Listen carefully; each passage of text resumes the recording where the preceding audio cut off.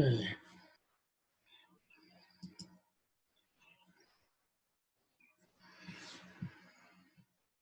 Okay, I see Roger is there.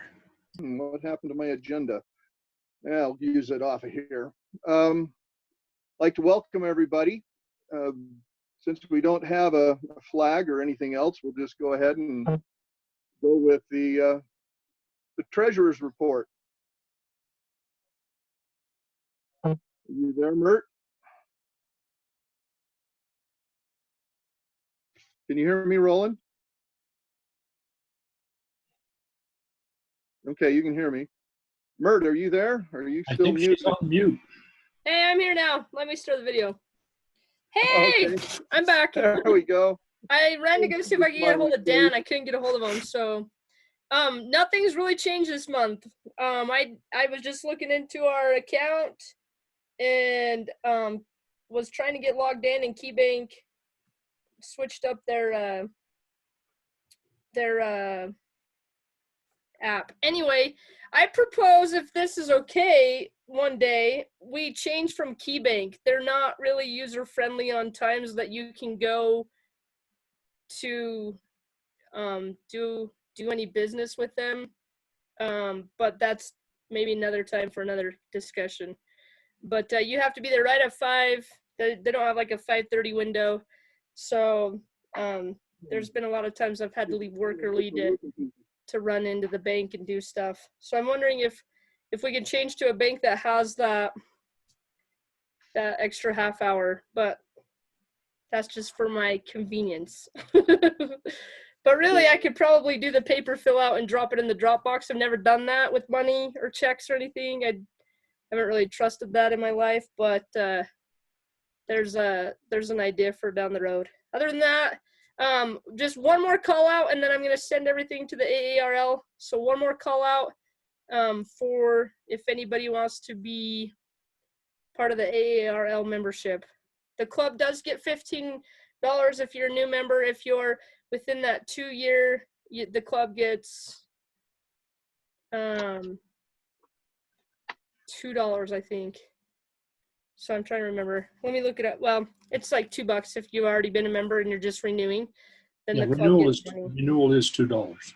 The renewal is $2. See, Roland's brilliant on all this, so he knows. But other than that, no money's coming in except for Norm signed up and Jean signed up and Dan signed up and I signed up.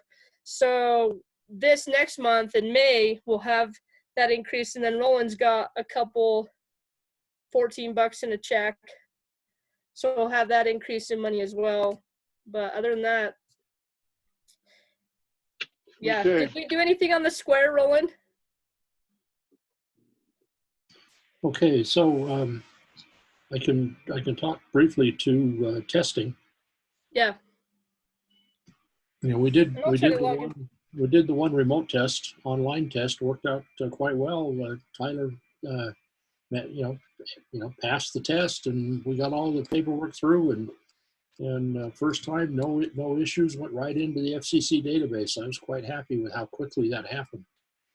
I've talked with Becky over at TCEM, and because we've moved from red to orange, they're willing to consider us to have a testing session over there, as long as we can space people out and that we can be no more than 20 people in the building. And so we just need, we'll need to work that out. We've got a group of we got that one family, the one you told me about, that's interested in going, and I've got possibly 2 others that would be interested in taking a test. So I'm thinking within the next couple of weeks, we're going to have another testing session, and we could have anywhere from 6 to 8 people testing. That's awesome. That's super awesome. Dan and I will go for our generals too, so there's 2 more people. So we'll do that. Excellent. Other than that, sorry, Rob, not a lot to report. I apologize. Okay. Well, then we'll take a motion to accept the report. Do we have a motion to accept? Please say your name when you motion. Roger, No? I. Okay, motion and a second. All in favor, say aye. Aye. Aye. Anyone opposed? Good. All right. Thanks, Mert. Rona, are you there? Oh, one other, before we go there, let's talk about some other financial business. Roland, you found some tripods you would talk about. Yeah, Wanna share? Main Trading Company has got some tripods, pretty nice tripods, 70-inch tall ones for sale. They're $40 a piece. And we need a couple of them. Norm Burriston's making us a couple of J-pole antennas to go with the Yaesu, those little tiny Yaesu radios. So we've got portable kits, for them, and we just need something to put the antenna on. And so I'd like to propose that we authorize 80 plus whatever the taxes would be to buy 2 of these tripods from Main Trading Company. Motion, this is Glenn. Motion to accept from Glenn. Do we have a second? I'll second it. This is Mert. Okay, Mert seconds. Sounds like you get them ordered there, Roland. Oh, all in favor? Aye. Any opposed? Aye. Go ahead. Aye. Aye. Any opposed? All right, looks like you can go ahead and get them there, Roland. Okay. Mert, I'm gonna have one thing this month. I've got to renew the club with the state. So our corporation, get that all done. That's not much, just like $10. So Okay. we'll get that done before we expire. I hate to see the club expire. I forgot to mention too, I did order hats and stickers. So Okay. I'll have to get with you and Roland to write me a reimbursement check because I can't write that out. Pretty sure I shouldn't write that out to myself. So one day I'll have to get with you guys and get a reimbursement check for that. I'd be happy to do that. I need a hat. Okay. Me too. Okay, so anyway, I move that we authorize Rob to spend the money to renew the corporation. I'll second. There's a second. We have all in favor? Aye. Aye. Any opposed? All right, thanks, Mert. I'll get that taken care of and I'll get a receipt to you. My video's decided to stop again. And Hey, then Roland, we just got a message. Somebody's trying to join the meeting here and hasn't been able to do it. if you and Roland just want to tell me the best way to get a check to you, if you want me to mail it to you, I don't have a problem with that. If you want me to swing it by your house with the 10-foot pole, I've got a little grabber pole. I can hand it I'll just over. tell me. I'm going to mail the check to you, the one for Tyler. Okay. I mean, and let me know what I owe you for the hat, and I'll mail that one to you too. Okay. And When I'll let everybody know when they get here. How's that sound? okay. Cool. Thanks, guys. Awesome. All right, thank you. Any other financial business we need to bring up?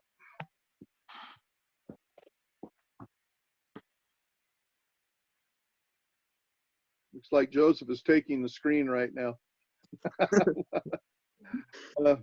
Okay, there's no other financial business. Let's go on to Rona. Can we get the minutes from the last meeting, Rona? Rona, are you there?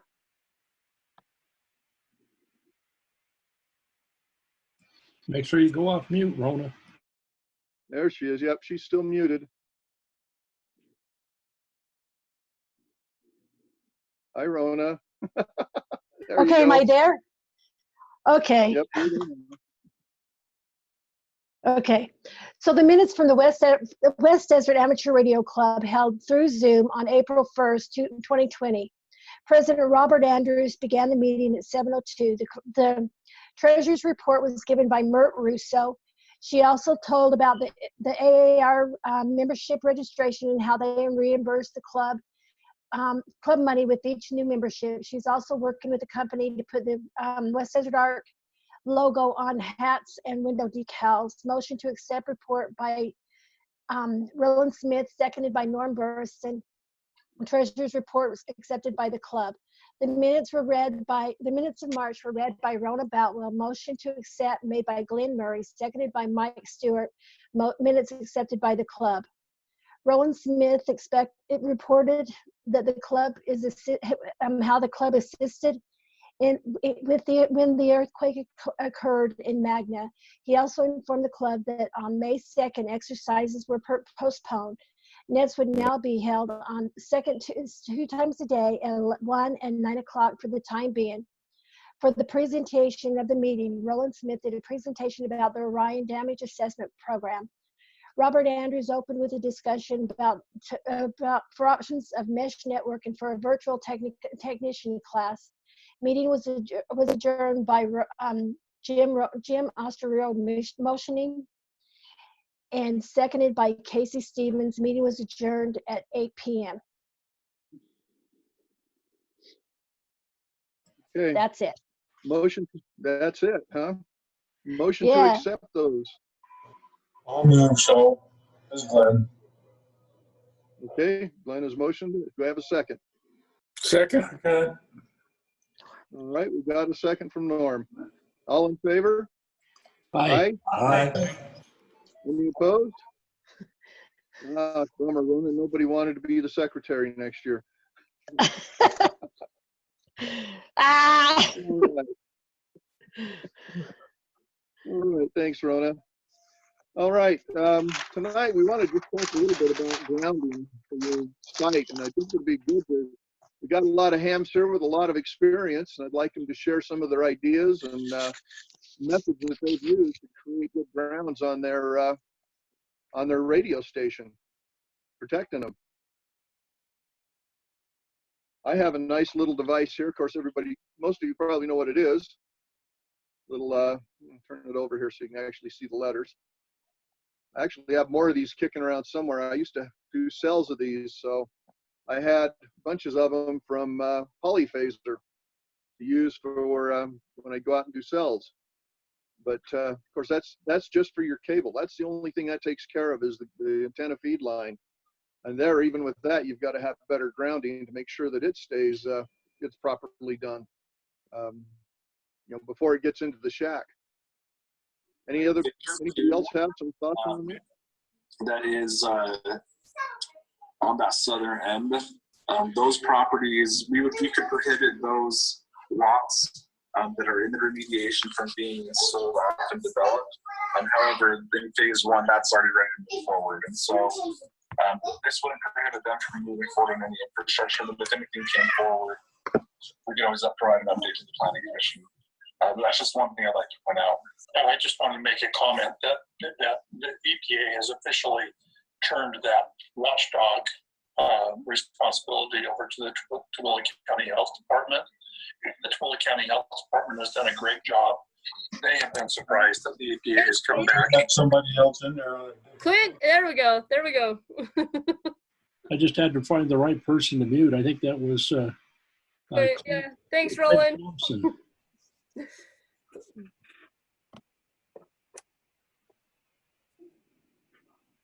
All right, back to Rob.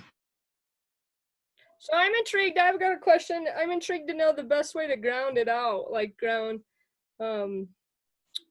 So we've been really blessed. We have an awesome setup thanks to my dad, and we put an antenna outside, and he grounded his in the flag, like in the pole, and we're trying to figure out the best. What do other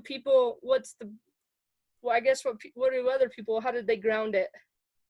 So that little thing that you showed, Rob, that's just for the cable to come into the radio? Is that what that is? Yeah, that is just the lightning suppressor goes in the line with the when the feed line coming into when it comes to the house. This goes before you enter the house. You want to have it grounded and then take the lightning to the ground outside of your house. Okay. Yeah, that little device has got a place for cable to come in and it also, you know, cable come in and then cable go out, and it also has a place to go from there to the ground. And the local codes define what you got to do for grounding for your antenna. And here in Tooele, the local code says you put one 8-foot grounding rod in the ground, and for each leg of the antenna, a tower. So if you had it on a tower and it had 3 legs, you'd have 3 of those ground rods going into the ground. And then they all get bonded together. So that's the lightning ground. So in your case, you've got one, you know, pole sticking up in the air, right? Yeah, it's just a big flagpole with Yeah.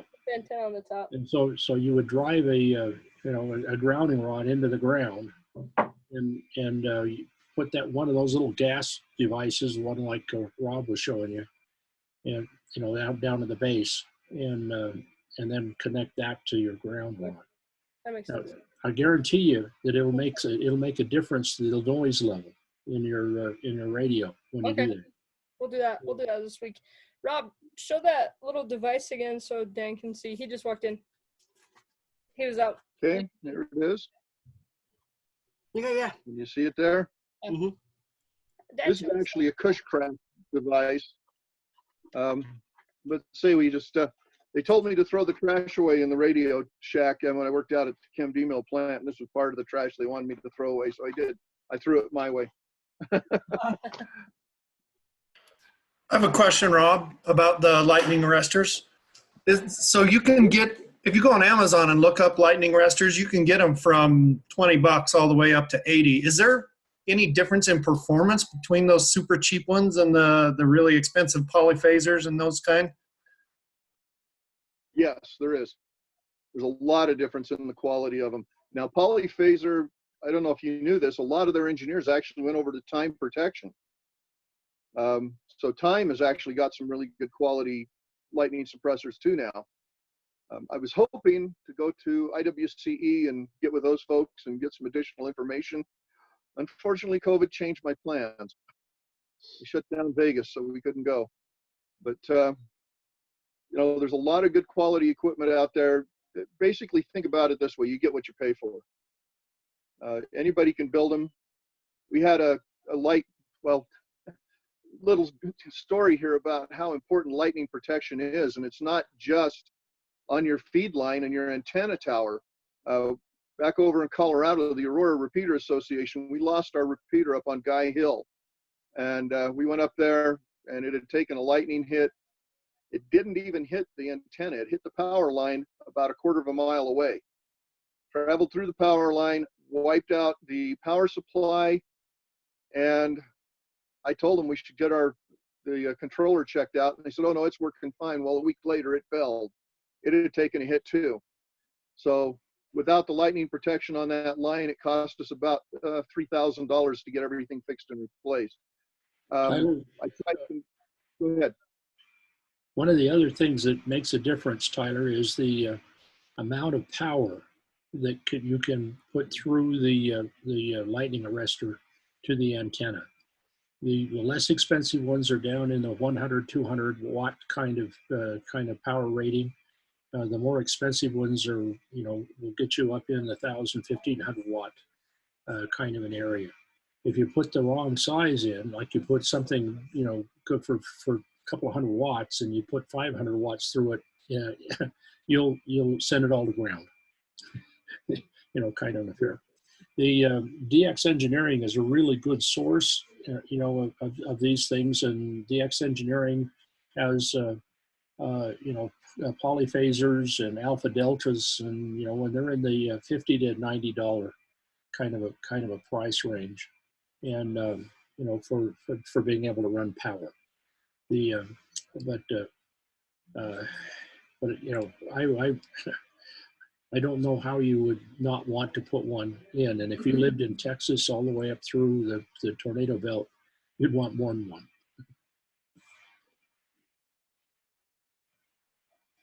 Having lived in Texas for a while, I can vouch for that. It's got some vicious lightning storms roll through there.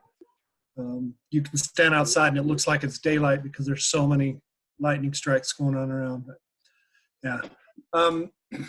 So right now I don't have the lightning protection. Like in the picture that I posted, I just bought some barrel connectors.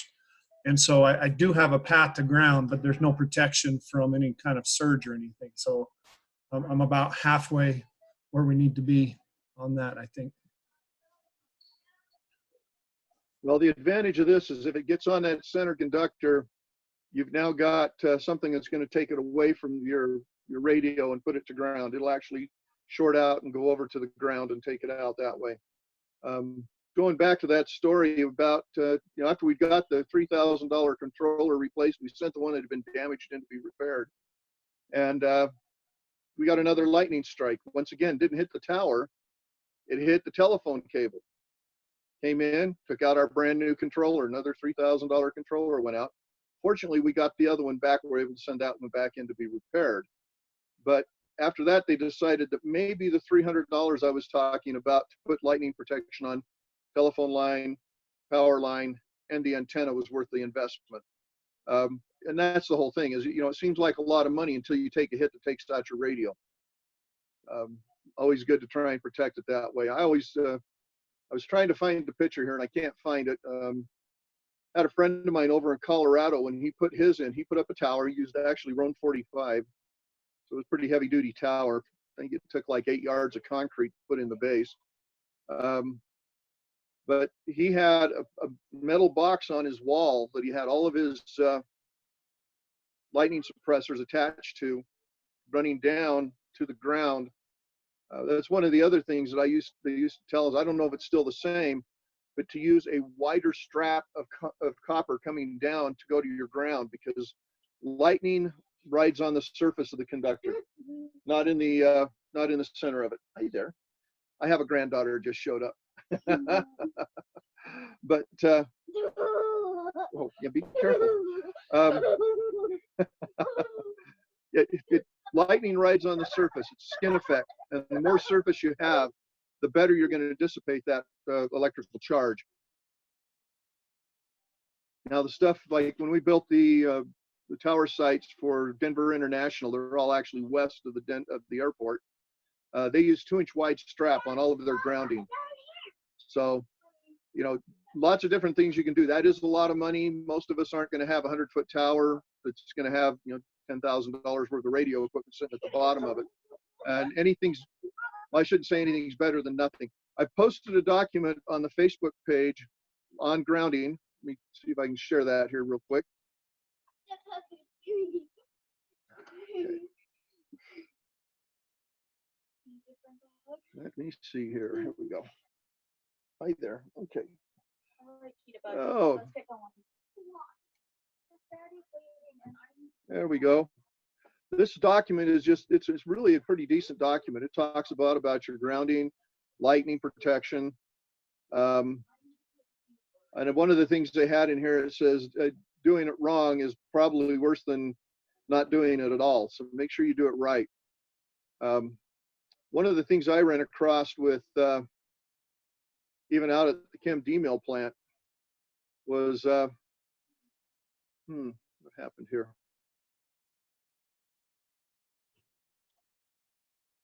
See if I can get back to my screen here.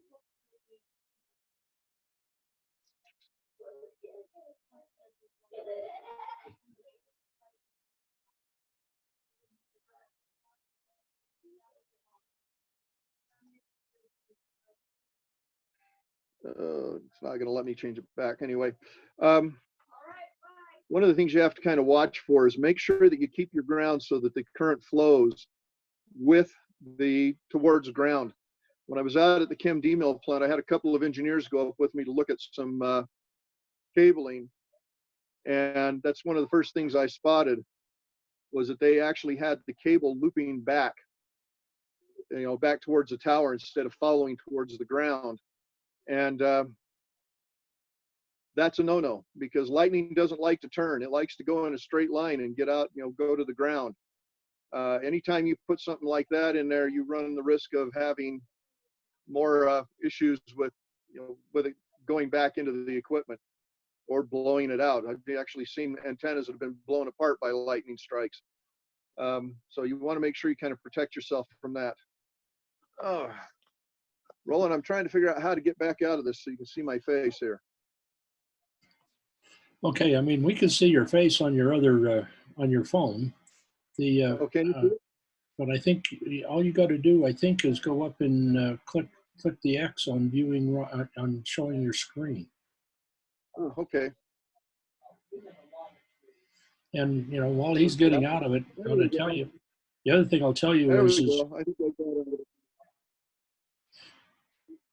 But don't, yeah, that document's available for anybody who wants to download it, print it, read it, do whatever you want with it. You know, it's something that we can all learn from. I'm no expert. I've done radio for a lot of years, both commercial and as a ham. But you know, I'd hate to see somebody lose their equipment because of it. One of the old things that the guys told me when I first started getting into amateur radio was make sure you disconnect your radios at night and attach that center pin to your ground. I had one gentleman, I went to his house when he actually had his house built. He actually had wires coming out of the concrete that he could attach a bus bar to. And all of his radios were grounded to that bus bar and into the concrete. Concrete's a great conductor for making a ground. Any other comments? yeah, I've got a couple. This is Roland. The, Nice first, picture, Roland. yeah, first thing is that the copper strap you're talking about, you know, copper braid also works. It's almost as good, but you know, it's got a lot of surface area. But some people think they got to make them be nice square corners and so on. That's bad. You want it to flow. And lightning, you know, electricity of that magnitude, once it comes to a corner, will decide for itself where it's going to go, and it probably won't be down the strap. So no sharp corners. Everything should just kind of flow going all the way down.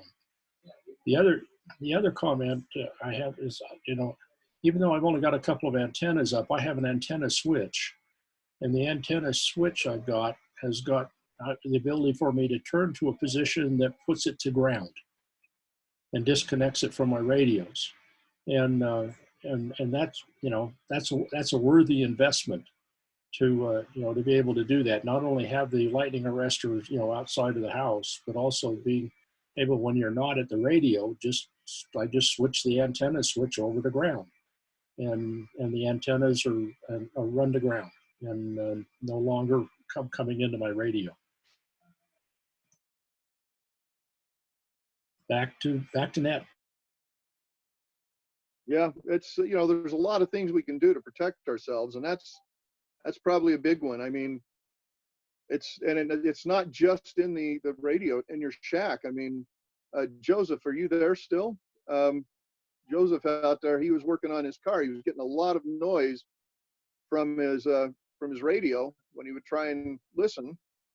And he and I were brainstorming, and I just thought, he's driving an older car. He should check his grounds and make sure they're not corroded. Are you there, Joseph? Yeah. Awesome. Do you have your pictures available you could show us what you found? Yeah, you found some pretty interesting corrosion. Do I use the green button at the bottom? It says share? Yeah. That's the one. That's the one. Okay. Files.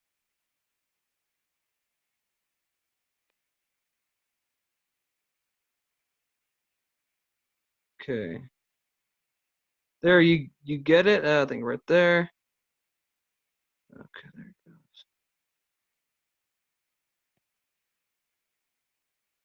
Is it sharing?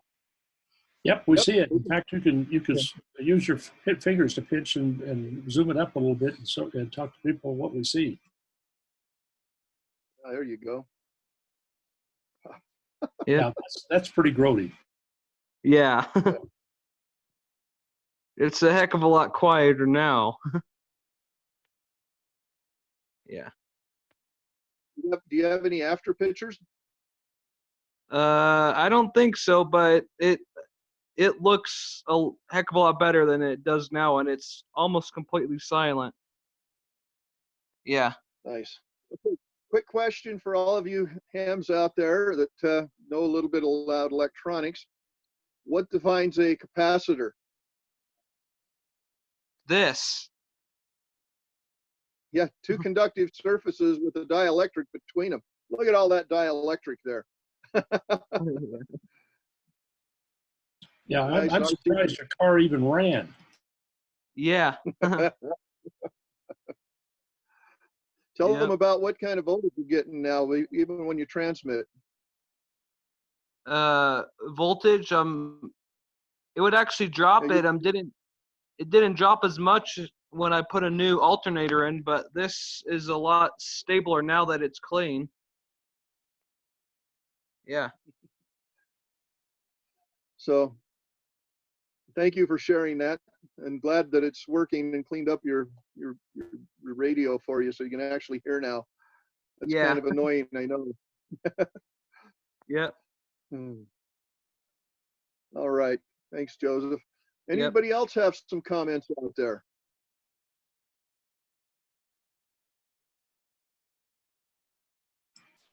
Okay, well then I'll stick my 2 cents worth in. Thank you. Um, when we talk about grounding, we use the word grounding in the U.S. In England, for instance, they have two different terms. They have one term called earthing, and the other term called grounding. And what they do for earthing is the lightning protection and that sort of thing that we're talking about. The other side of grounding, though, has to do with your equipment. If you got more than one piece of equipment, like if you got a power supply, a transmitter, receiver, transceiver, and an antenna, an external antenna tuner, and an antenna switch, you've got these four components in your shack, and if you don't, you need to ground them all together, but not daisy chain, not from one device to the next device, but from each device to a central ground, which then is connected to your outside ground and to your green wire neutral for the house electrical current. And the whole purpose is to get all of that into one single voltage. That they're all at 0 volts, every one of them. And I think, Rob, you got some stories about floating grounds. Yeah, when I built a 911 center, I wanted to make sure I had good solid grounds there, and I had the building inspector there. He helped me drive the ground rods in, put 4 of them in. We had 2 in the main 911 center. There's only 4 positions. Put one back in our equipment room, and then also had one in the UPS room. All of them were under the floor because it was all, well, other than the equipment room, because we did have a computer floor. And then I ran a ground wire between all of them. And he asked me why I was doing that. And I said, because we want to have all of our grounds at the same potential. We don't want to have a variation of even 1 or 2 ohms. We want them all to be 0 across the whole system. And he was really kind of surprised. He wasn't sure why I was doing that, and had to break out my book that I used to have. Wish I could find it, from Polyphaser, talking about grounding. And I showed him the information that they had on it. And he said, well, Gal, how come they have that kind of information? I said, well, that's what they get for being engineers. So lots of things we can do to protect ourselves. I mean, that one was really quite interesting. The 911 center, as far as I know, is still 100% operational. Never had any problems. When I was working, this is Norm. When I was working, we were doing a lot of video work. And if you had video equipment on 2 different phases of electricity, you'd get a lot of hum, and you could actually see it in the video. And that is really hard to get around. So if your equipment has a hum on it, you want to make sure that you're powering everything with 120 volts from the same phase. Most houses are wired with 220, and there's 2 different phases of electricity. So if you're running all the way across a house, you can get hum from the second phase of the electricity. And you can also develop quite a ground potential in that. You can actually get about 40 to 80 volts, and you can actually kill yourself if you get the black and the white wire reversed on one of the phases, or even one power box. It can cause problems with hum. And the same with radios. You know, if you hook up a power supply, you get hum. It could be because you're hooking something that's on a different phase to the power supply. So anyway, that's my 2 cents. Thanks, Norm. You know, you reminded me of something that happened. I used to work for Ogden City, and we would do the 24th of July. That week, we would do the rodeo. And when we were out the first night of the rodeo, turned on the PA system, and we had a hum in it. And we were going nuts trying to find the bad ground in that thing. Couldn't find it. And my boss was going nuts. And so I grabbed one of the little 3-prong to 2-prong adapters, plugged that thing in, hum died right there. And we ended up having to work it that way through that night. The next day we went back, we cleaned up a whole bunch of grounds and fixed the problem. But yeah, it's weird what grounds can do to you. You get a ground loop like that, you can spend hours trying to figure out where your bad connection is. Oh yeah, it's really bad in TV stations too. And yep. we used to sell it. We called them a humbugger, and you'd put it in the video line. You put video in one side, and then you'd feed it up to the other coax up to the monitor to get rid of it. And we were making them for like $20 and selling them for 150. And all it was a toroid coil with some coax wrapped around it, and it gets rid of the hum too for 60 cycle. But you can't do that with RF. Yeah. You know, it's interesting talking about that. Back when I first started doing radio back in the early 1980s, one of the old methods that they used to help get rid of lightning and to protect equipment is when you came to the bottom of the tower, they would take and make about 4 loops of the hard line before they would run it into the building. And right before that, they would put a ground strap on it. So if they were going to blow out the coax, they'd do it right there instead of blowing it and going into the shelter and taking out the equipment. So some of the neat stuff out there. I mean, there's plenty of things we can do to protect ourselves. That's for sure. Anybody else have anything? Yeah, I want to bring up one more item related to all of this. If you get a lightning strike right on your antenna, unless you've got that coax about 40 feet away from your radio, bad things are going to happen, kind of interfere. And the likelihood is that your homeowner's insurance will not cover your radio. It'll lump it in with everything else in the house and prorate it, and the likelihood of you getting any coverage on your radio and radio equipment inside of the house is pretty poor. And if you've spent a couple of $1,000 putting a tower, an antenna, and rotator, and so on outside, your homeowner's insurance will not cover that at all.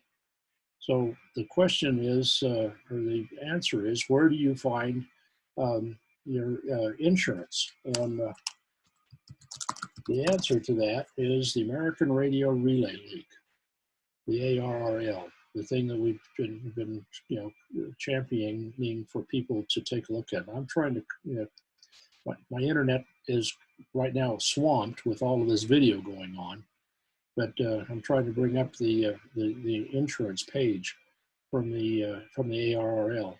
But it is very inexpensive insurance, and I would highly recommend, if you've got more than $1,000 invested in your radio equipment, go on over to the ARRL and take a look at what they've got what they've got available for you. Let's see. Let me see if I can share this page. Okay. Where is it at? Oh, by the way, we're also an affiliated club. And as an affiliated club, we also have some liability insurance available to us from the league. Okay, this is not coming up and not coming up fast enough to be able to do anything. But like I said, if you've got equipment and you've got more than $1,000 worth of equipment in your shack, go take a look at the ARL's insurance and get it under insurance. Back to that. Just wanted to share this with you. You were talking about not daisy chaining, and I found this image. Figured I'd share that here. Notice the top one up there. Look how they've got their grounds running from one piece of equipment to the next to the next. Of course, there's also some good images down here below. Looking how they've got people, or their cabling. Here's all their grounds coming to a bus bar. With big ground coming off it, like the nice big straps here. Good stuff here. I mean, this is good. Yeah, this is thanks to Roland. He told me to do Google Images. So you can see some neat stuff here. That bus bar, by the way, that's the one I use, similar to what I use here at the house, the one you showed up above. You can buy that. You can buy that bar. It's really not very expensive at Home Depot. The top one, Rob. Yeah, that one right there. Yeah, that bar right there you can buy at Home Depot, and it's not very expensive. Yeah, that's how my friend did it. It was all tied to the foundation. So I had a bar like that he had everything tied to, and then tied to the foundation. Yeah, in my case, on the right hand lug nut, there's a piece of strap that goes outside to my outside ground, and on the left hand side, that lug nut on the left hand side goes to the third wire, the neutral wire on the 20 amp circuit that's coming into my shack, so that I hold everything at the same ground. The house, everything is at the same ground. Okay. Roland, may I ask, when you say that it runs to the third wire, how do you do that? Did you route it back like through the wall and back to the circuit breaker room, or? No, I took the cover off of the outlet that's in my room and connected it right there.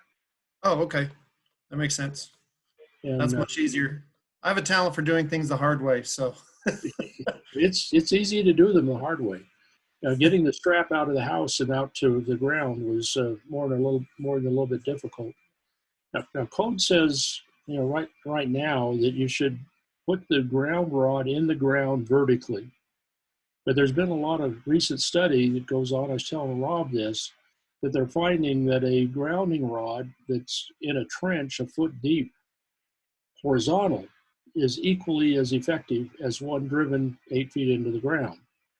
And plus it also improves the ground around your antenna, underneath your antenna, particularly at HF frequencies.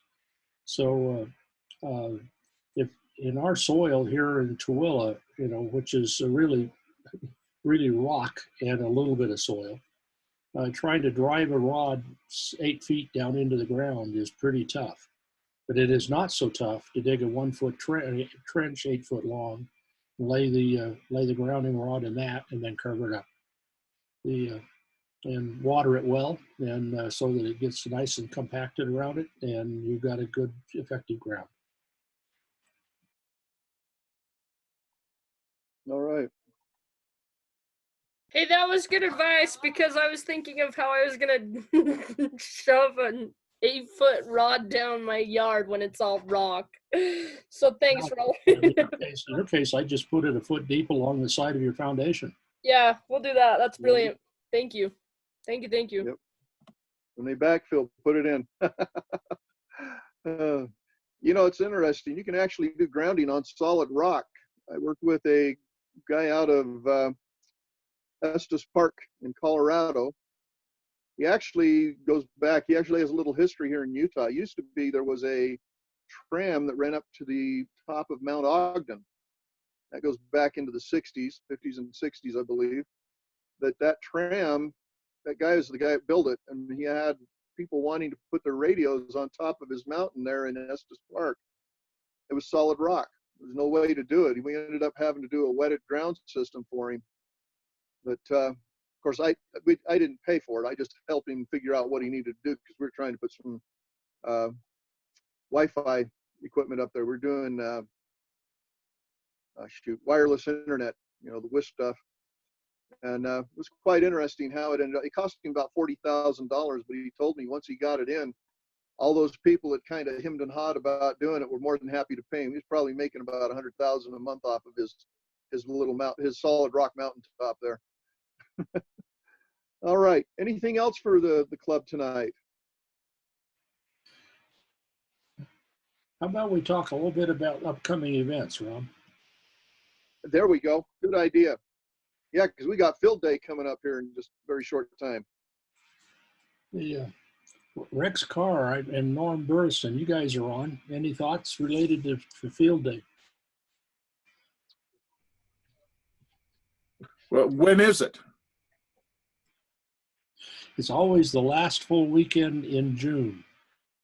At the moment, let me call up my calendar. Right now, the ARL is not changing it, and nor are they changing any of the rules associated with it. The state of Utah feels like that we'll move from orange to yellow by the end of May. That takes us from being able to put 20 people together in an area up to being able to put 50 people together in an area. And so I think we can be fairly confident that by that last full weekend in June, we can, we can all get together someplace. So that is, that's the 27th of June.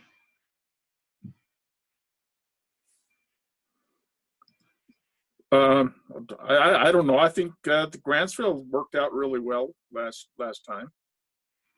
Grantsville Dam. Yeah, I was happy with that. Yeah, it's a good place to go. Mert, I think it'd be a good option. So I have two thoughts. Okay, three. I'm okay with Grantsville. The only problem with Grantsville is that this time I'll go out the day before and try to get the whole circle. That way we can kind of block out people that aren't part of the club. I don't know, make it a little bit easier on us.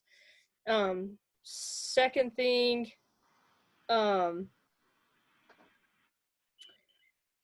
if we do go to Grantsville, I've got kayaks, I'll bring them out. So during the day, if they want to bring their families, then we can have an activity for the kids too. I'm more than willing to do that.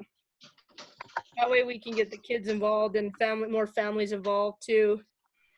Third thing,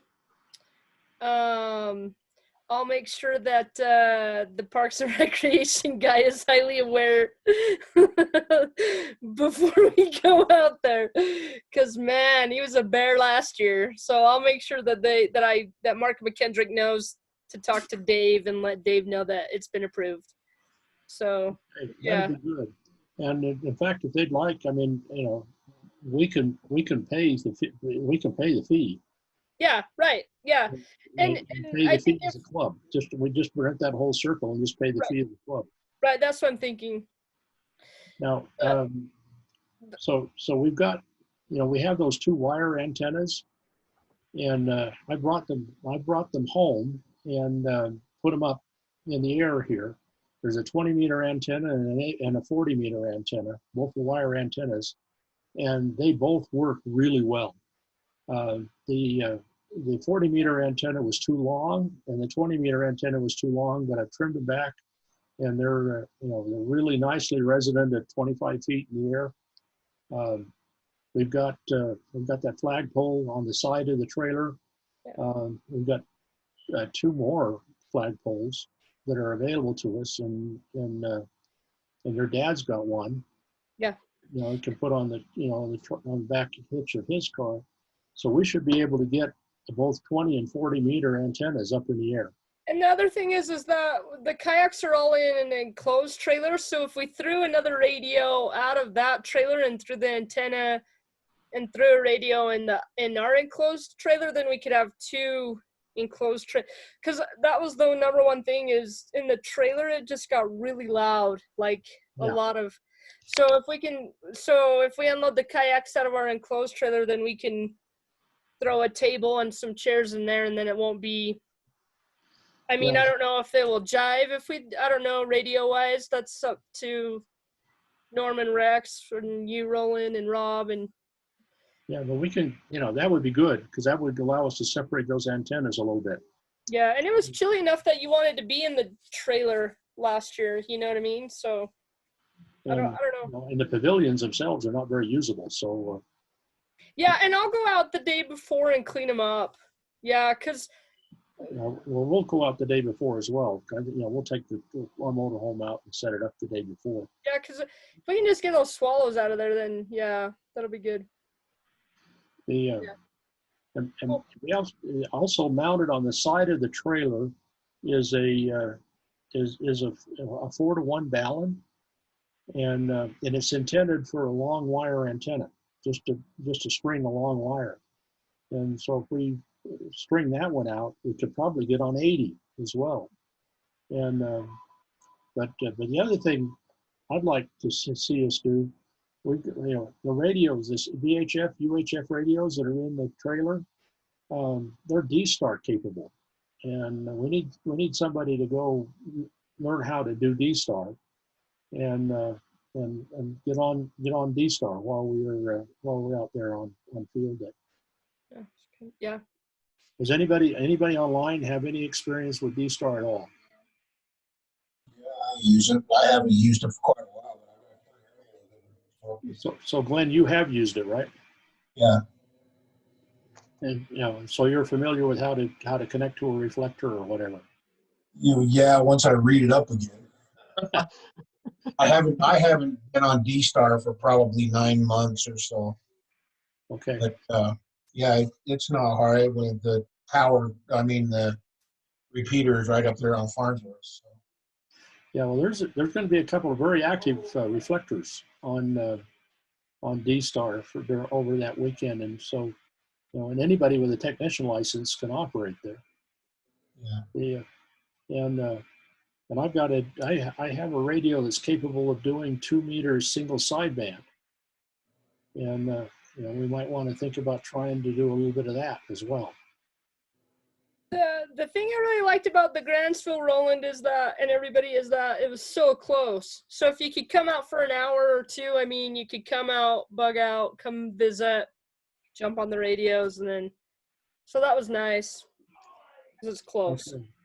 Now, Norm has been pestering me about getting the trailer over to his place and to get the solar panels properly mounted and connected.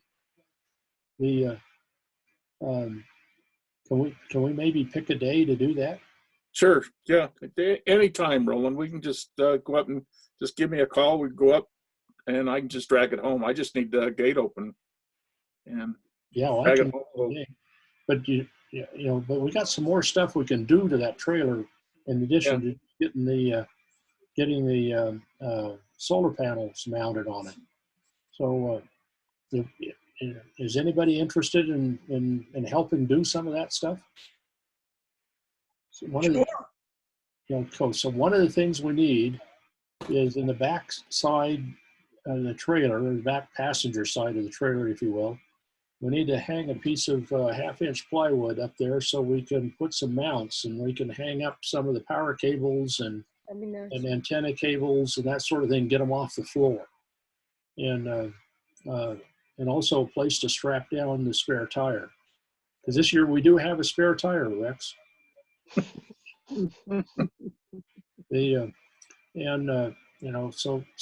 we need to do some of that work. So all total, we probably need 2 or 3 people to that could help us out on that thing. If we picked a Saturday, I'd be happy to help, Roland.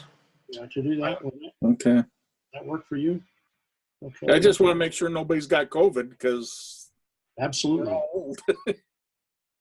I got a welder and all that stuff. That's not a problem. We can do whatever we need with welding, and if we need to make a mount or something. Well, what if we just said the 23rd of May? That's a Saturday. Yeah, or we can do it any time. I'm home all the time, so. No, I am too, actually. But Just a heads up, the last time it was parked, the county moved it where the fire hydrant was like, I don't know why they put a fire hydrant right there in the middle of the parking, but if the county's not there, it might be a bugger to get out. They just moved it with, I want to say a forklift, but it wasn't a forklift. Anyway, so just watch that fire hydrant when you pull it out. That's the good luck with that. yeah, Oh, lovely. yeah, it's there, but you can. I mean, you can. It's not difficult to snake the trailer out of it. It's more interesting backing the trailer back in and making sure you miss the hydrant. Yeah. I have no idea why that hydrant is there either. But now, Tyler, you're working from home, right? Yes, that's correct. So I'm home all day. I'm not supposed to leave, except for lunchtime. But Yeah. But if we did it on a Saturday, you'd be okay, right? absolutely, yeah.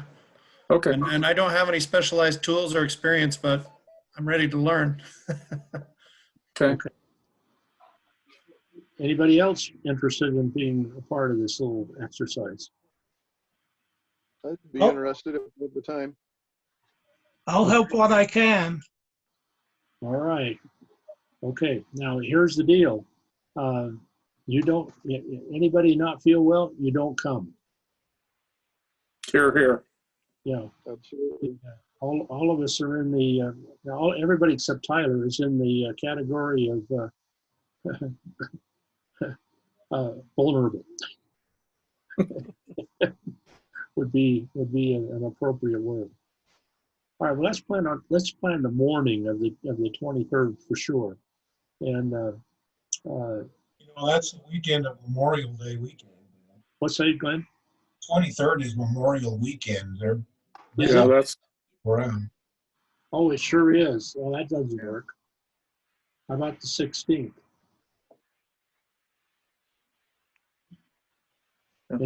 that's fine with me. Yeah, we're We can go up. We can go up and get that trailer, and I can be tinkering with it. In the meantime too, getting the solar panels up. all right. Let me know when you want to come and get it, and I'll meet you. Okay, I'll just give you a call. Okay. And we got the only thing we have to do before we move it is that one of the VHF UHF antennas is sitting sideways, and I'm not. I think we just have to stand it up straight and tighten the screw. Okay. Before we haul it out of there. Okay. Now let me know. So plan the 16th and plan to we'll get you Norm's address. It's not hard to find, and it's a good looking place. He's got a great shop and a really great garden. The garden's in now, right? Oh yeah, I got tomatoes coming up over the wells of water now. Oh wow! I had to take some of them off the spaghetti squash. They were up too big, so I took those off. One of them off today. Yeah. Okay, so maybe we should plan about 9 o'clock. Hey, I Okay. just 16th, huh? I don't mean to cut off. I just want to say thanks for those that are volunteering to help out as well. We appreciate it as a group. So many hands make easy work. So thank you, everyone. Yeah, and Roger, I can come by and pick you up. Yeah, that's fine. Okay, we'll count on that. And I'll come by and pick you up, and we can ride out together. Okay. All right. The next topic that comes up is picnic, our summer picnic. That's in August, And I haven't rented the pavilion yet due to the COVID. I've kind of backed off of that. Did you want me to jump on that? Are we gonna? I guess if we can have 50 people, I can jump on that and go ahead and rent that. I think by August we should be able to have 50 people, don't you think? Okay. Yeah, and it shouldn't be hard to get. I could probably call them tomorrow and get it. So. Could you ask if they could give you a reimbursement if it doesn't, if you know, because of COVID they can't do it? Oh yeah, she's super cool. Becky is super rad. Yeah, I just called her to the clubhouse and it's funny, like the last 2 years she's super cool. So yeah, I'll just let her know that, hey, if we can't have it, and she would be fine with that. You bet. So what day did we decide we were doing this? I thought we moved it to a Saturday. We did. So which day, Rob, did we move it to? We moved it to August 8th is what I had it down because the fair was the 1st, but I don't know if that's what I have in my calendar. Because everybody's involved in the fair with the demolition derby and stuff, so that's what I had. But everybody okay with that? Yeah. Okay, Mert, go see if you can get us the pavilion. Yeah, I'm on that. I'll call Becky tomorrow. Okay. And one last thing for me. Some of you may have noticed for the last several weeks, Noji down in Provo has been doing a fox hunt, where he goes and puts a fox out, someplace, in Springfield and Provo or Orem or whatever on a day, and advertises where it's at. Approximately, it's in plain sight, and you go find it and take a picture of it, and the first person in with the picture of the thing gets gets some kind of a piece of paper or something. I don't know, some kind of recognition. There's no money or anything involved with it, but I'm thinking that might be an easy kind of a thing to do. That we could do that.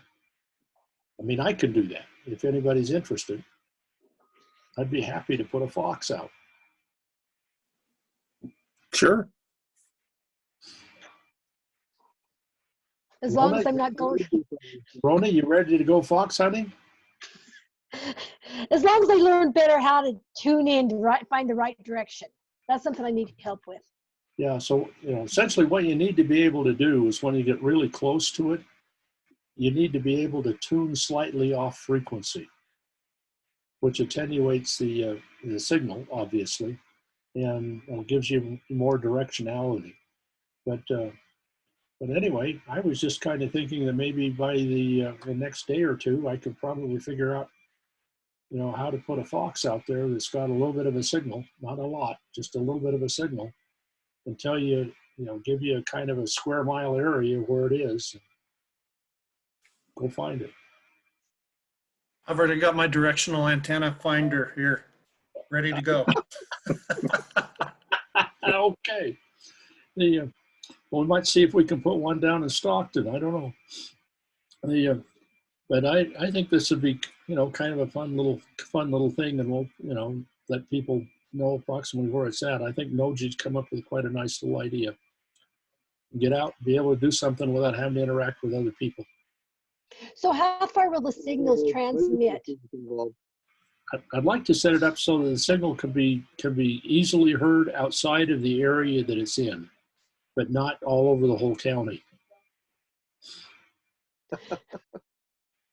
So what I'm thinking is I'll feed the signal into a dummy load with a with a piece of coax between the two of them, which would act as enough of an antenna to be able to put out a signal. But we'll see. I'll let you know. But I think it'd be just kind of fun. And big kudos to Roger for running the net twice a day, every day. Here, here. I really enjoyed it. I really have. And it's really great to hear some of the folks, that are on, hear from Elroy and hear from Gene and AG6A, AG7A, Jim, and you know, the other Jim, and so on. Osterud, that's who I'm thinking of. It's good. It's good to hear from the people outside the area, Really good to hear from them. Utah County and Syracuse, Delta. Delta. Yeah. I like the people camping at Vernon. That's always fun. I think that's cool. Yeah. Yeah. So good job, Roger. And we want to welcome Darren to the area. Yes. Welcome, Darren. And Tom's back, by the way. I didn't. No, he got it. I think he got the message. He probably isn't connected to the internet yet. Okay, Roland, are you to the point? I can bring up something real quick. Yeah, I'm done. Back to net. I do have one question for Roland. Go ahead. Go ahead. I was wondering, what about your class? Have you got anything working out on the virtual class he was talking about doing? Yes, the things are working out, but it's working out a lot slower than I thought it was going to take. I'm finding that it's much easier to conduct a live class in front of real people than it is to try and record something and have it sound halfway decent. That's been actually a really big problem, is being able to get good sound. But yeah, I've got like 4 sessions in the can and got 21 of them total that need to be done.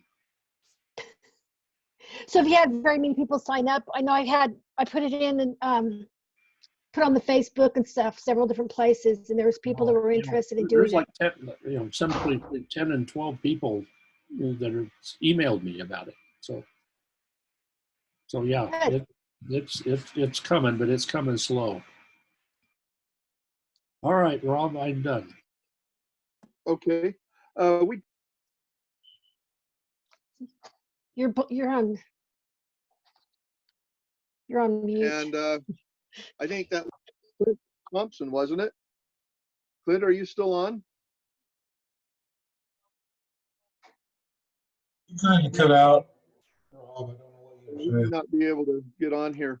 But we talked about putting him in charge of that committee, help get this mesh network going here in the area.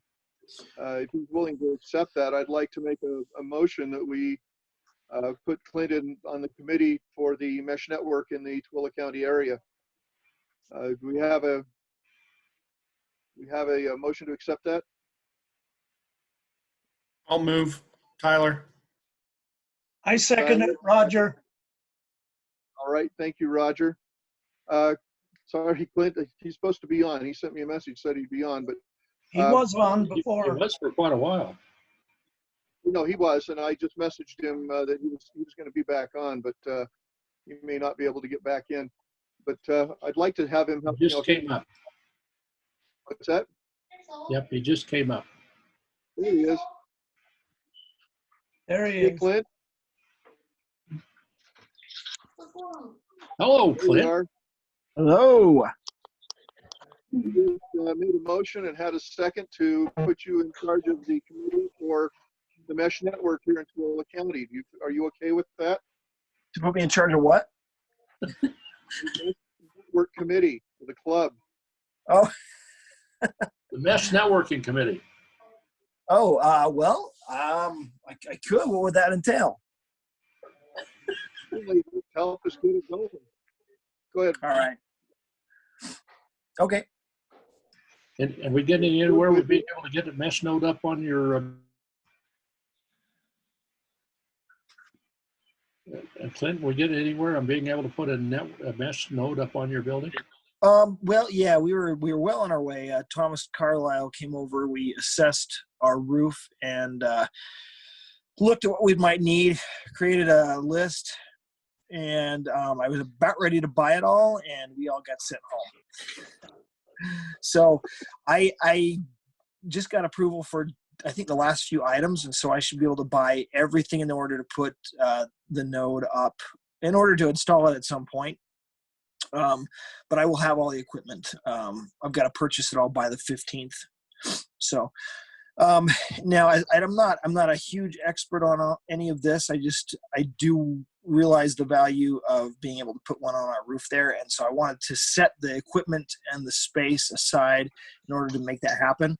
Once I get that equipment, it should just be a matter of two things: running the lines, and that'll be handled by the school district. And then I'm going to need some help installing and putting everything up and bringing it up online. I figure we could get a bunch of people together and take care of that one day. We have some good people out there that are excited about doing it. One of the people I would have you contact is Vincent Tividad. Okay. He's excited about going, and he is a network person. He could help you get all the networking done and everything. Great. Yeah, and of course, Thomas Carlisle as well. Now Thomas is in quarantine. His wife has contracted COVID-19, and so they're currently in quarantine. They've been in almost a week. So he's got another week to go. At least. So, but Vince Natividad and you and Thomas, and then any computer systems support or server support or anything else, Casey wanted to put her 2 cents within on that too. Okay. I would like to help as well, and I'm 20 years in the IT industry, so I think I can contribute some knowledge, maybe. Okay. Well, maybe Clint, what you I'll do guys- is maybe what I'll do is, so this list that Thomas and I have put together, maybe can I put that somewhere shared that we can maybe get some input on that. If there's anything that we didn't think of or that we might be missing that you could recommend that we add, so that I can purchase this stuff within the next couple of days. You want to stick it on the website, not on the website, on the Facebook page? Yeah, I can do that. Okay. Yep, I'll do that. Just if anyone's got, and so I'll probably do that maybe a little bit later tonight. And if anyone's got any more suggestions, get them in to me so that I can get them purchased. It's going to be kind of a big purchase over the next few days. So, and then once we get everything, I'm not sure, the school's operating hours have shortened. And so we've had problems with things that have been tried to deliver past 1 p.m. because that's when our front office staff leaves. So it may not be that we get everything in really, really quick. It's just whatever can be delivered during those times of day. So once we get everything in,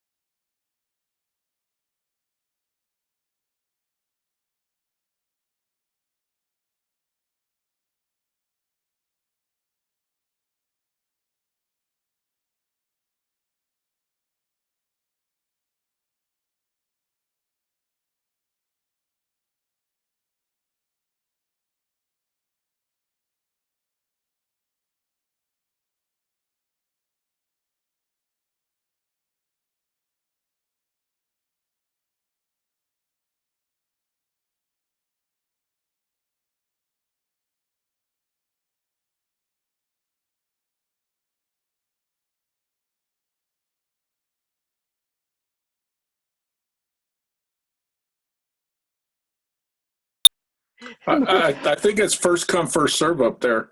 Yeah. Yeah, I think it is too. I'll talk to Mark. And There's no reservation. It's all first come, first serve. Yeah. Yeah, we'll talk to him and see what he would do for us anyway. I'm on it. Okay. I move we adjourn, Rob. Okay, I have a motion to adjourn. Do we have a second? Second. We have a second. All in favor? Aye. Aye. All right. Any opposed? All right, sounds like it's unanimous. Thanks, everybody. Appreciate you showing up tonight. Everybody have a good evening. Talk to y'all at 9 o'clock. Bye-bye. Don't forget the